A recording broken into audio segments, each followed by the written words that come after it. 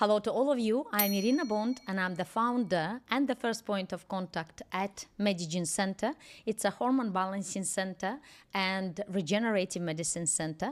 We offer our functional medicine hormone balancing protocols, offering bioidentical hormones, as well as peptide therapy, as well as other alternative treatments during menopause, post-menopause, as well as reproductive stage of any woman. So today we are talking about a very insightful topic, which is all about bone and joints, and we will be touching also upon autoimmune conditions, as I've learned just now. And with us is Dr. Ghita Harifi. Welcome, Dr. Ghita. Thank you, Irina. It's a pleasure to be here with you. Likewise. So I'm Dr. Ghita Harifi. I'm a consultant rheumatologist and I'm an assistant professor of rheumatology here in Dubai. I'm also a musculoskeletal ultrasound tutor. Very nice to see you. It has been a while. We haven't seen each other for a while, you know. Remember I remember coming to your clinic and talking to you about rheumatology, about how we treat a certain condition, starting from osteopenia, osteoporosis, arthritis in ladies on the onset of menopause. Question in my mind, at the back of my mind, what is the difference between osteopath, rheumatologist, and also physiotherapist? It's kind of, you're doing all the same thing, but yet you're doing something different. Quite different. So rheumatology is basically a medical specialty. You do internal medicine and then you subspecialize rheumatology to look after joint and bone conditions, but also to look after autoimmune conditions. While osteopathy and physiotherapy, basically non-medical specialties. I mean, you don't have to go to med school to do this as, specialities where obviously you look after musculoskeletal conditions, basically to help patients improve pain and, musculoskeletal complaints through manual therapy, through, some other techniques. So we do work together very, closely with osteopaths, with physiotherapists, etc. So, but, obviously these are quite different. Yeah. Yes. Well, as you know, at Medi-Gyn, we have a lot of ladies during their perimenopausal stage, menopausal, postmenopausal. And on onset of menopause, we feel they need support of a rheumatologist more often than less often.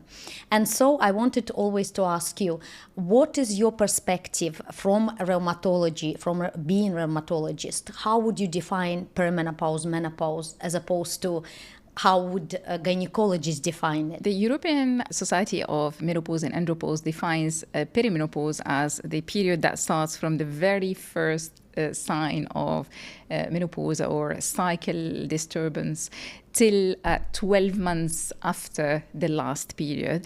And then postmenopause starts thereafter. So this is basically the definition. And obviously, as you can see, this doesn't happen overnight, right? So you don't become postmenopausal overnight. It takes time. And we think that this transition happens over years and not months. In rheumatology, we approach this period as a transitional period. We tend to call it, in fact, menopause transition, and we think that this is actually more accurate than talking about perimenopause, menopause, and postmenopause, because it's a continuous, process, but it's a transition.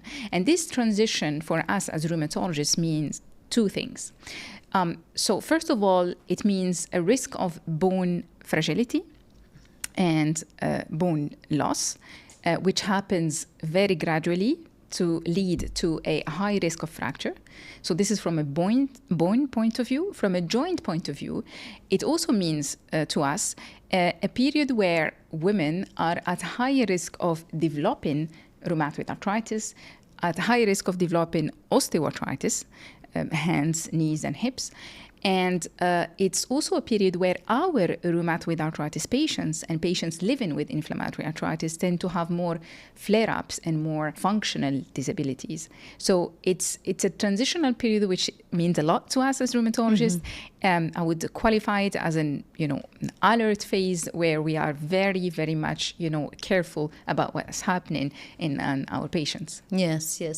So how often in your practice do you see that actually this transitioning period, it's already gives of the rheumatic condition or of the rheumatic disease? Well, I mean, statistically, we know that we have 35% more onset of rheumatoid arthritis in perimenopause and postmenopause than than premenopause. So basically, there is also higher risk of developing osteoarthritis, which is the other form of arthritis, which is what we call the wear and tear form of arthritis. We know also that when this transition of menopause happens early in life, the risk of developing autoimmune and rheumatic conditions is higher. We estimate this risk as 3 times what is the risk of an average woman of developing rheumatoid arthritis. So it's quite linked very much, right? Well, yeah, there has always been a link. I mean, from an epidemiological point of view, we've always noticed that, we have more women developing rheumatoid arthritis or developing osteoarthritis around this period of time. For a very long time, we didn't understand what were the mechanisms behind it. We now have quite a interesting research showing that this menopause transition actually associated with changes in the immune system, in the immune modulation, inflammatory processes. So basically what happens during this transition, or the decline, together with the decline of the ovarian, functions and, the estrogen levels, is that a switch that happens towards more inflammation. We have in our bodies a sort of a balance between what we call pro-inflammatory cytokines and anti-inflammatory cytokines. So basically cytokines, to explain to our audiences, proteins of inflammation, right, in our bodies. And these cytokines, there are those that promote inflammation and those that fight inflammation. And we have a sort of a balance, to our life. What happens when estrogen levels come to, starts declining is that the pro-inflammatory cytokines take over. The pro-inflammatory cytokine become more potent, and therefore it leads to a status of inflammation. So menopause and perimenopause do promote inflammation. And this is why probably we have a higher prevalence of these conditions during this period. Yes. So what is the evidence that also osteopenia, osteoporosis, how can we kind of prove that that happens because of menopause? So the link between postmenopause and osteoporosis is well established now. We know that the risk of fractures due to fragility, what we call fragility fractures, is definitely increased in postmenopausal women.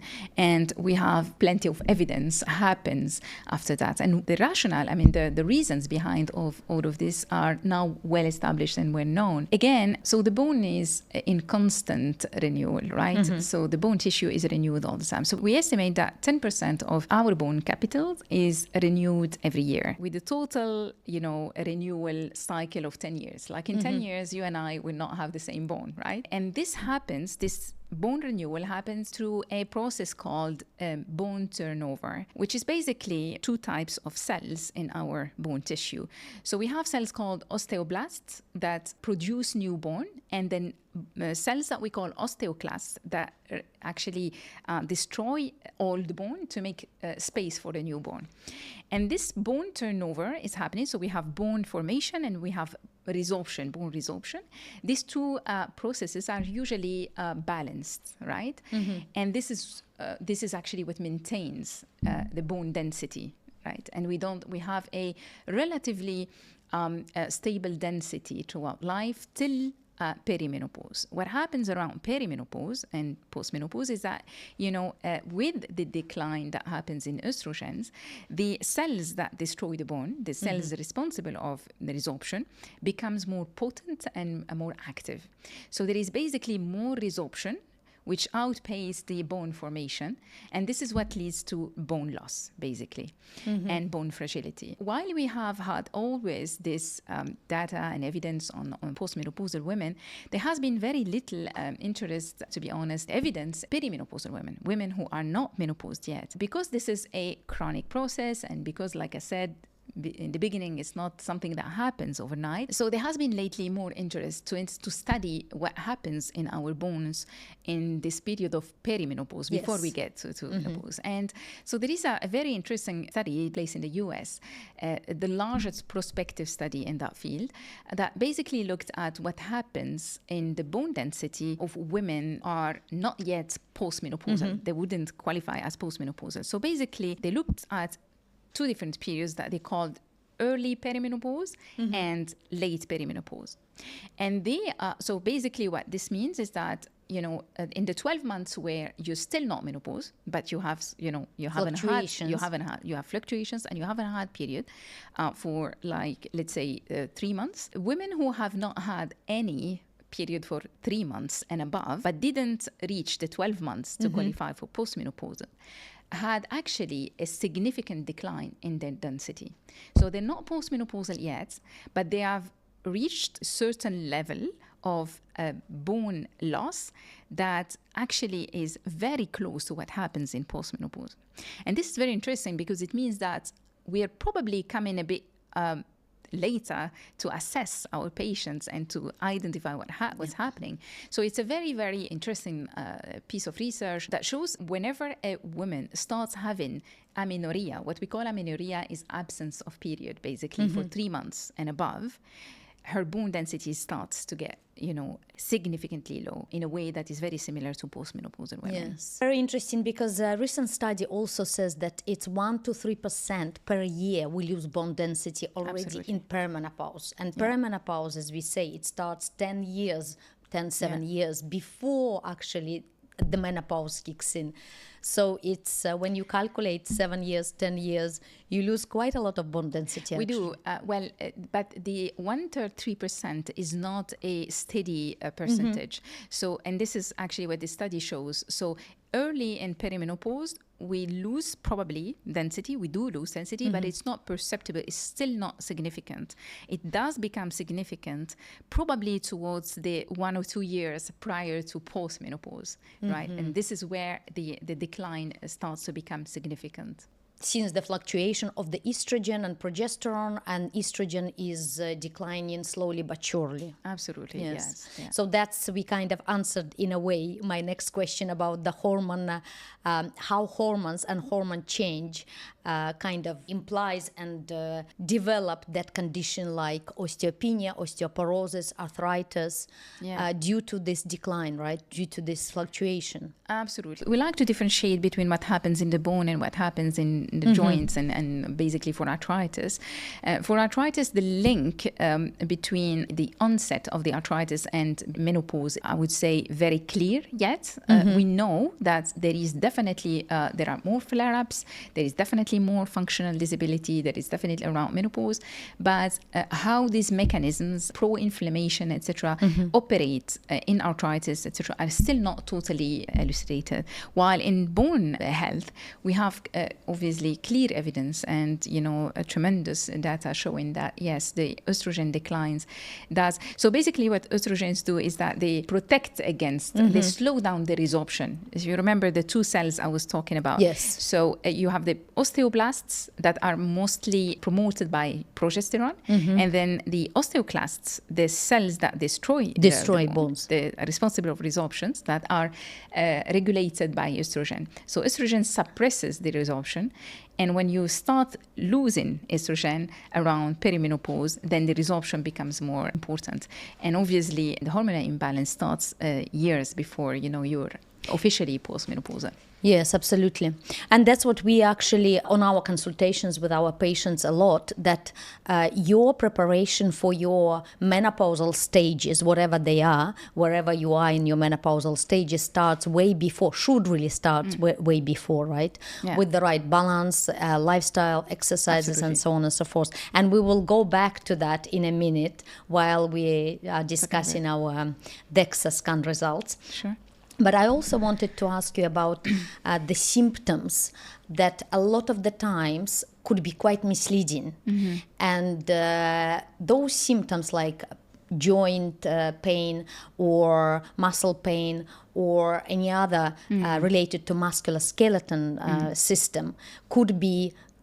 could overlap actually, and one would never know whether it's actually menopause or it may be an onset of some kind of rheumatic conditions. Well, so yes, this is an excellent question, Irina, and I would like to thank you for asking this question, because I think that I have a message to deliver regarding this, because it's really important now. The awareness that we're having about perimenopause, everybody speaks about perimenopause, and changes and symptoms of perimenopause are gaining interest. As a rheumatologist, as a female rheumatologist, and as a woman in her early 40s, I'm very happy with that, very pleased with the awareness that this field is gaining.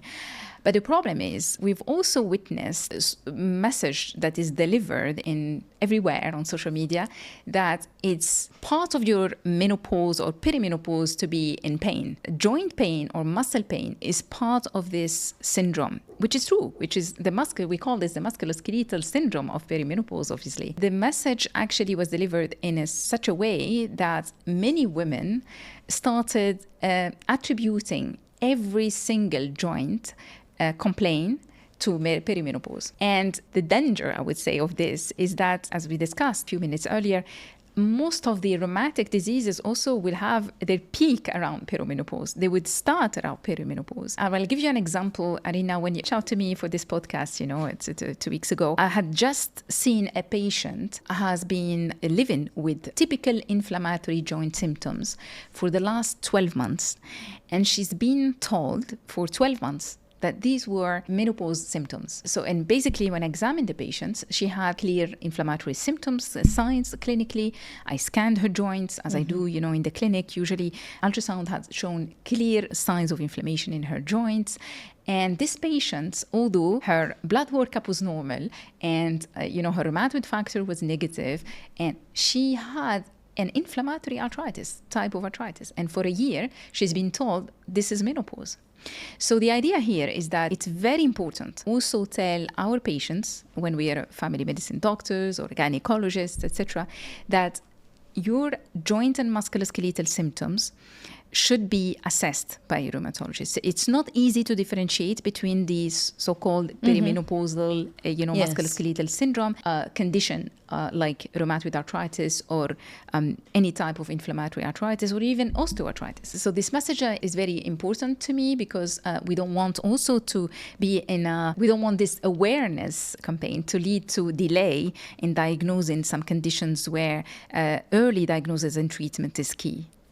Yes, absolutely. So what are the warning signs that our ladies should really kind of understand and maybe start thinking about seeing you or any other rheumatologist in their area? We always give our patients a few keys about what is an inflammatory joint pain, which is basically a pain that is there at rest, pain that gets slightly better with exercise, a pain that is associated with stiffness, especially in the morning, a pain that can wake you up at night. So this is the kind of pain that we consider as inflammatory pain.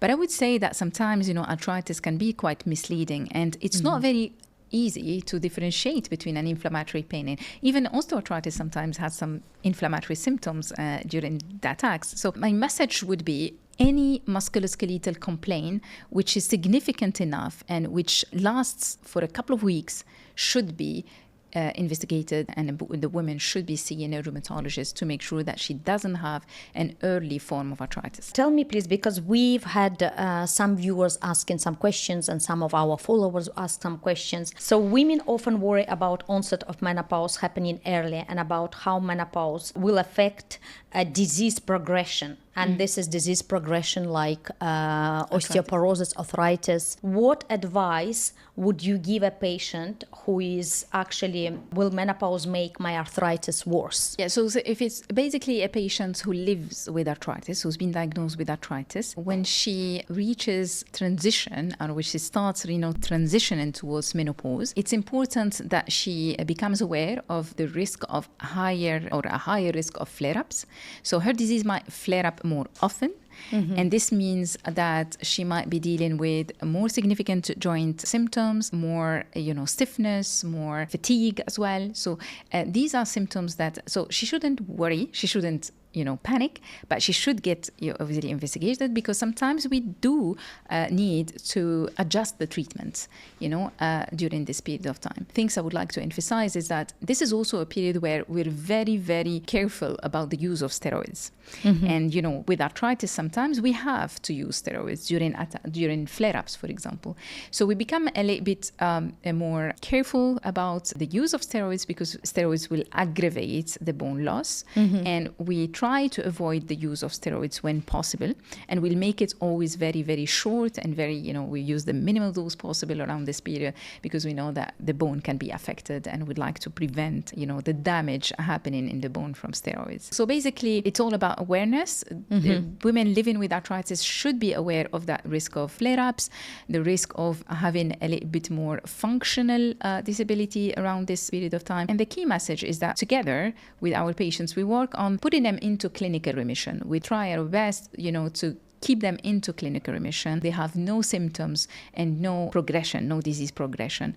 And this means probably sometimes more visits to your rheumatology to office, to the rheumatologist, getting a more stringent about, disease assessment, disease activity assessment as we go. Yes, exactly. So that nicely leads us into assessment and also perhaps earlier prevention of any condition, musculoskeletal conditions. So what would you suggest, what our ladies should do actually to, first of all, prevent, what screening they should do, and how should we screen ourselves? Prevention of osteoporosis, a lot of lifestyle changes.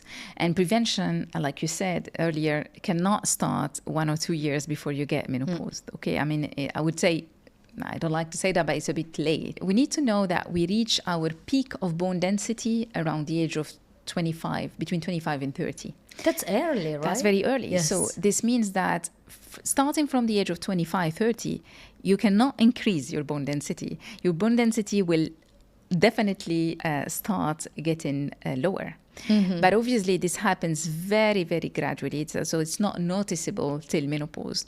So this means also that we need to actually start working on our bone density before we reach that peak. Yes. Now, what determines this peak of, firstly, genetics. Your peak of density will depend on your ethnicity. So Asians tend to have a lower peak of bone density compared, for example, to African ladies. It will depend on your family history, basically your genetic background. It would also depend on how active you've been, exposed to anything that would lower bone density or accelerate the bone loss later on. So things like steroids, for example, we just spoke about steroids. If you have been exposed to steroids for a period of more than 3 months, for example, if you've been, or different stages of your life, if you've been living with a thyroid issue, chronic thyroid issues, this also may affect your bone density. If you have been exposed to some medications, some of the medications like heparin, or medications that we use in epilepsy, for example. So these are also medications that can lower density. It goes from these very, niche medications that we use for specific conditions to some of the medications that all of us use, like PPIs, the medications that we take for, heartburn or for, gastritis, etc. And they're over, you can get them over the counter. Yes, these of course. are, so obviously very easy. Omeprazole, and things like that. So the overuse of these medications also can actually lead to some bone density. So this is also important to be aware of what, makes you exposed to more bone loss in your life. So prevention starts early by being aware, if you have been exposed to these medications, being aware that your bone density might be declining a bit more rapidly than lady. But it's the things that really may have an impact on your bone density and that you can change, not like genetics, because that's something you can change. Yes. Things that you can really change about your lifestyle are smoking. So smoking is associated with rapid bone loss and loss of density. Alcohol, so reducing alcohol consumption also is something that is key for women. Very strong data on the link between alcohol consumption and bone density. How much is too much? Well, A lot of women may ask. That's a very good question. That's a very difficult one, I would say. The guidelines do say that more than 2 units a day is too much. So about, when you have more than 2 glasses of wine or alcohol every day, that's considered as too much. But we're not really sure. The threshold is not really well defined. But obviously any excess is not recommended when it comes to alcohol. A healthy diet. A diet which is rich in protein, which is rich in omega-3, which is rich in calcium. So calcium intake is something very important. We think that, for example, I was saying that Asians have a lower peak of density.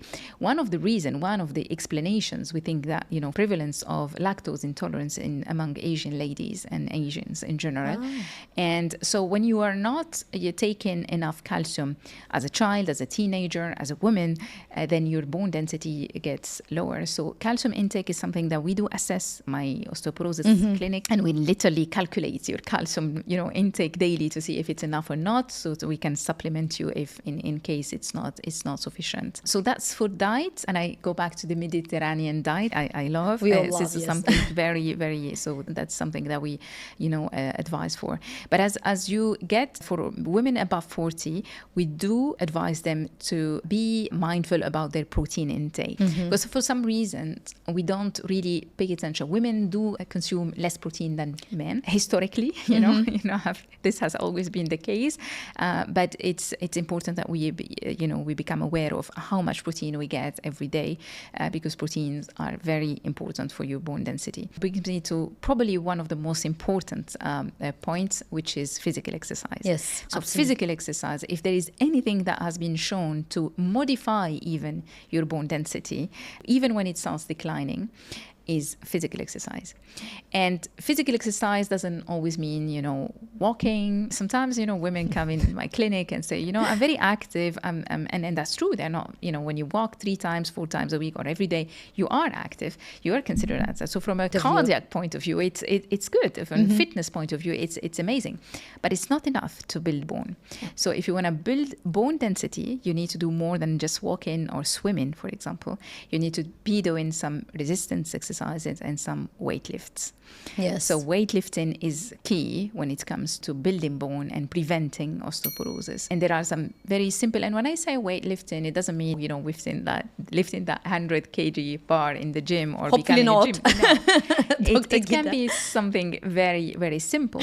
And interestingly, we have studies now that back up this and shows that some studies do tell us the number of reps we should be doing, and the number of, with weights, for simple weights, like 5 kg, for example. Yes. But it shows that indeed the bone density does get better when you, with a certain number of reps, weights to be lifted. So I do really tell and advise my patients on how to do it for those who have not been, very exposed into gym, etc. So we do give them, and we literally prescribe this exercise, how to do it and when to do it, etc. That's very important. Physical exercise.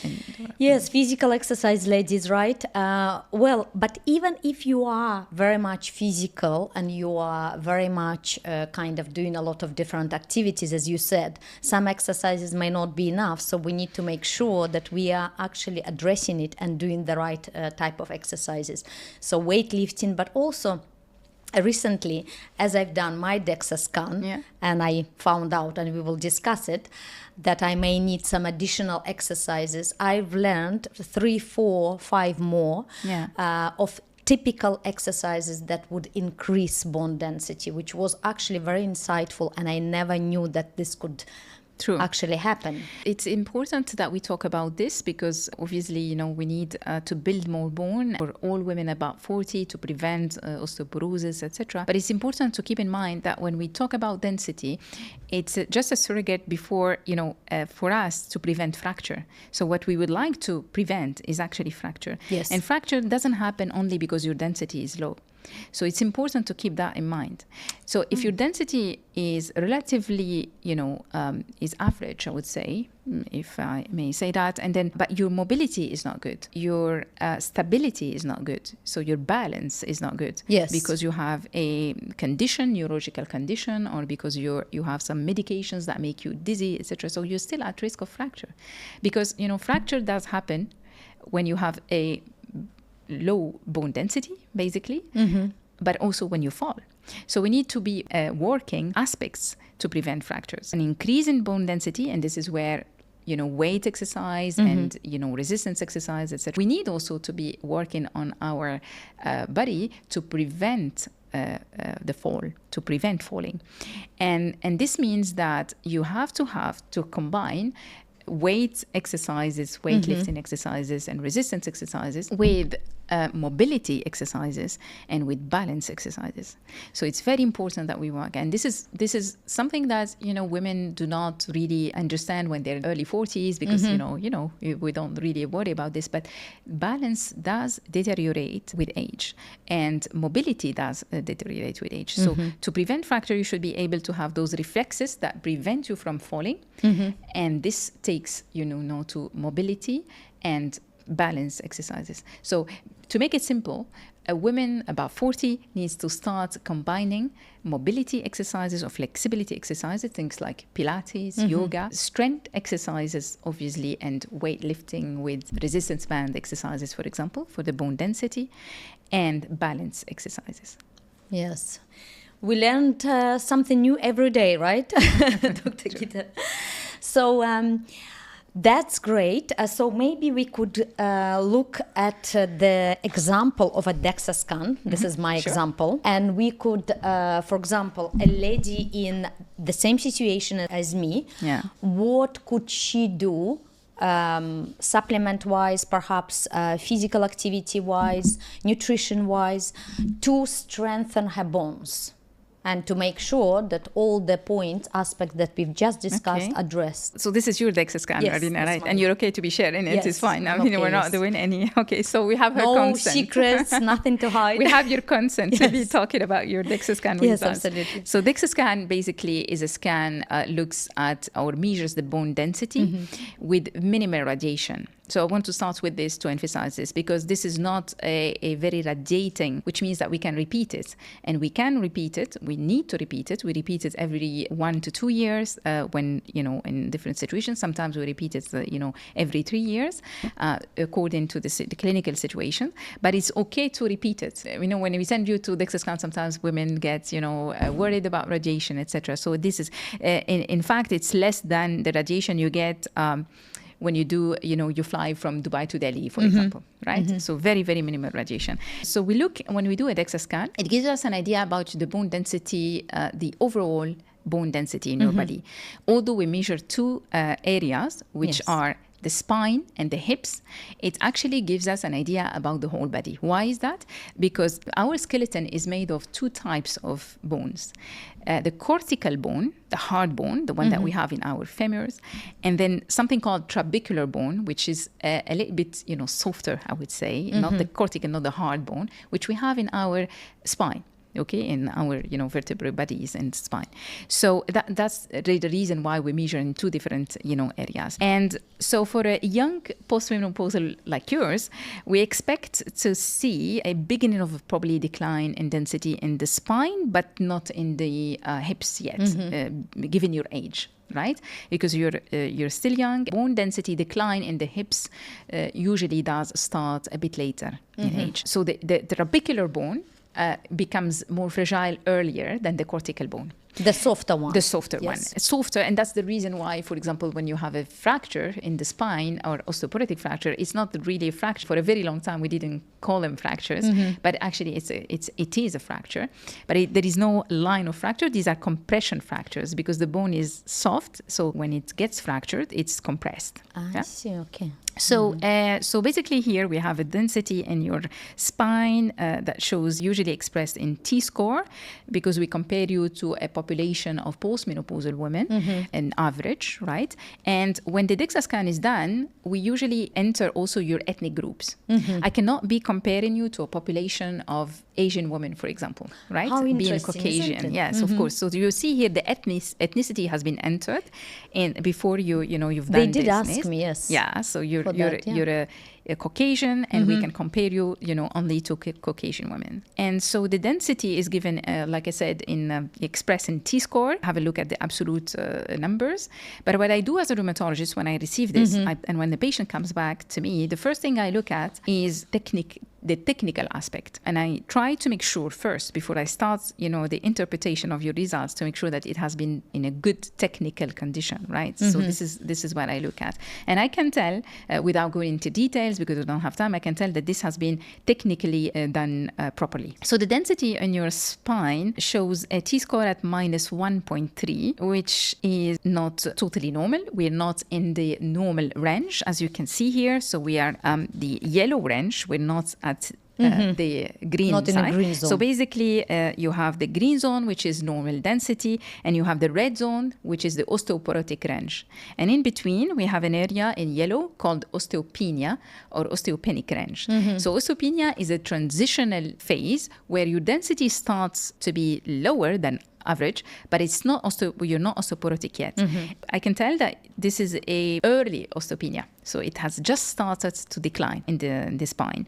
So minus 1.3, right? So you're osteopenic in the spine. In the femur, in the hips now, if we look at the hips, you will see that your density is still within the green range. So we have a normal density in the hips, and we look at both hips. Sometimes, the left hip is enough, but we look at both hips, and your density in both hips is still in the green range, and your T-score is minus 0.9. What does this mean? It means that the conclusion is that you have an early osteopenia in the spine, and you have a normal bone density in the hips. What does this mean to you as a patient? Yes. This means that, number one, you don't need a treatment. I mean, by treatments, I mean an anti-osteoporotic agent, right? Yes. We still need to do something about it, but we don't need to put you on all these medications for osteoporosis, etc. It's Just too early. positive. So, which is a good thing. Now, there are situations where women are osteopenic, like yours, but needs to be treated. The conclusion, because I know you, I know a bit of your, background, and we spoke about, your medical history, etc. And I know that you don't have any other risk factors. Yes. But a woman, for example, who has rheumatoid arthritis, who is on steroids because her disease is not controlled, and we need still to give her some steroids. When she's osteopenic, she might need to be treated. So we need to start treatment. So again, the bone density alone doesn't dictate the therapeutic approach. It doesn't tell me if you're going to be treated. If you're osteoporotic, we know that you're going to be treated. If you've had an osteoporotic fracture, I don't even need the DEXA scan. I know you need to be treated. But if you're osteopenic, this is a situation where we have to do a risk assessment. For that, we have tools that we use internationally, something called FRAX score, for example, where we enter all your, history, your weight and height, and, habits of smoking, alcohol, etc. So your background, your medical background, and we enter your density in the hips, and then we have a calculation of your risk of fracture in 10 years, a risk of all osteoporotic fractures and risk of hip fractures, because obviously the thing that we fear the most in the field of osteoporosis is hip fracture. Hip fracture is associated with incredibly high mortality and morbidity. So, and we have an idea about your risk, and with this, I don't have the FRAX score immediately here, but I would tell you that your risk of fracture, osteoporotic fractures in 10 years is still very low. It's considered low. So what I would suggest, what I would recommend in this situation is that you continue being active. I know how much you exercise. So I think that you need to carry on what you're already doing. Weight exercise, strength exercise should be, a minimum 3 times a week. This is what we advise for at least 45 minutes. I would advise you to continue being as healthy as you are, to avoid smoking, to reduce alcohol consumption, obviously, and to have a healthy diet, and probably look into your protein intake and try to improve it. But I would add to this some vitamin D.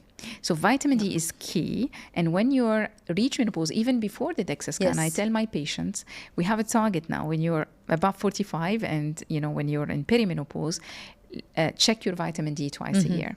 Check it at least twice a year. We need to have it in the optimal range, not the normal range, but the optimal range. So we'll have to look into your vitamin D and give you some vitamin D supplements beside what you're doing. The other thing I would do is that I'll sit with you and ask you about how much calcium you take every day and see if this is enough or not. And if it's not, I would prescribe some calcium supplements. Yes. So vitamin D, calcium, the right exercises, exercises, and overall healthy lifestyle that would do at this stage. Yeah. The last thing I would tell you is that you need to come back in between 12 and 18 months, probably maximum 2 years, with another DEXA scan. Yes. So we need to repeat the DEXA scan in between 12 and 18 months. Yes. And well, I see sometimes, here in Dubai, sometimes I see DEXA scan repeated at 6 months, at 8 months, etc. It's absolutely useless. It's not recommended to repeat DEXA scan before 12 months. The minimum is 12 months. So because otherwise you cannot really make any interpretation. You cannot interpret the results if you repeat it before 12 months. Yes. So, of course, as you can see that every treatment is personalized for every lady, right? There is no, even with the same results of your DEXA scan, the treatment could be very different depending on your lifestyle, depending on your ethnicity, history, on the history. Yes. Absolutely. Fascinating topic, ladies. So I'm very kind of like almost immersed in this. I have another question, and there are some viewers that ask me that, some followers. Our mental and emotional states, how could that potentially affect our bones, our joints, and eventually perhaps leading us to osteopenia, osteoporosis?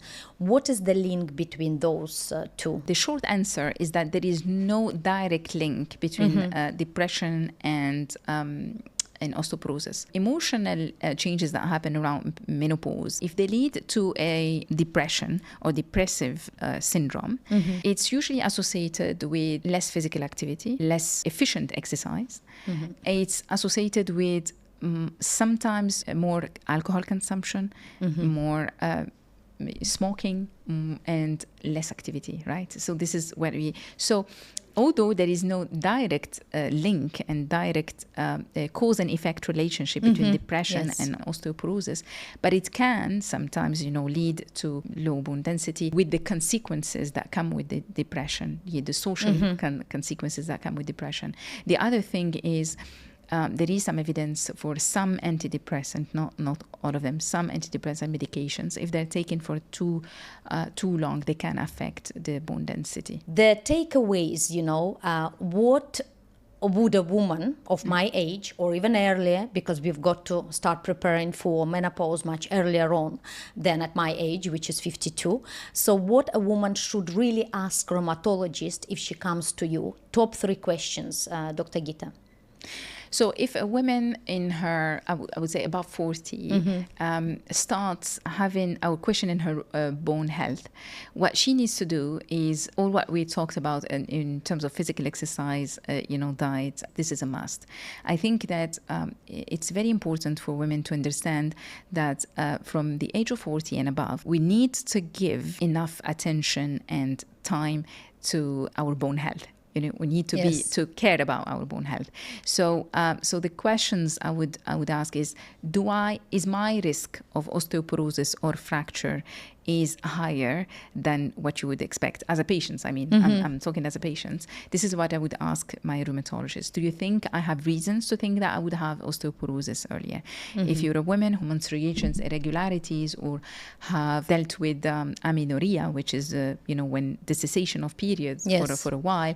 So these are questions to be asked. If you have in your family women, moms, aunts, etc., who have a hip fracture, an osteoporotic or any other osteoporotic fractures, but mostly, and more, specifically the hip fractures, then you are definitely at high risk of osteoporosis. Right? So this is genetic, and we know that the risk is higher. So these are women that I would advise to have, like the healthy lifestyle that we talked about, obviously.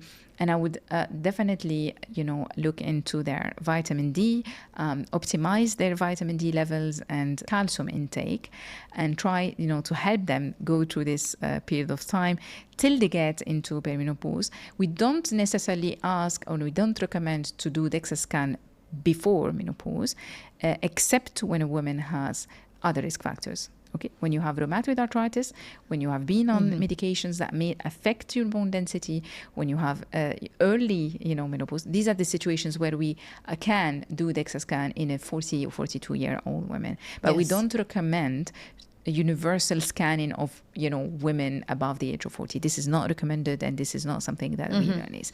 But yes, we do a risk assessment, and I think that risk stratification and risk assessment should start as early as 40, 45. 40, 45, yes. So what are the red flags? Let's repeat maybe 1, 2, 3 red flags or warning signs that we need to really pay attention to. A little bit of pain in your joints could be the case, right?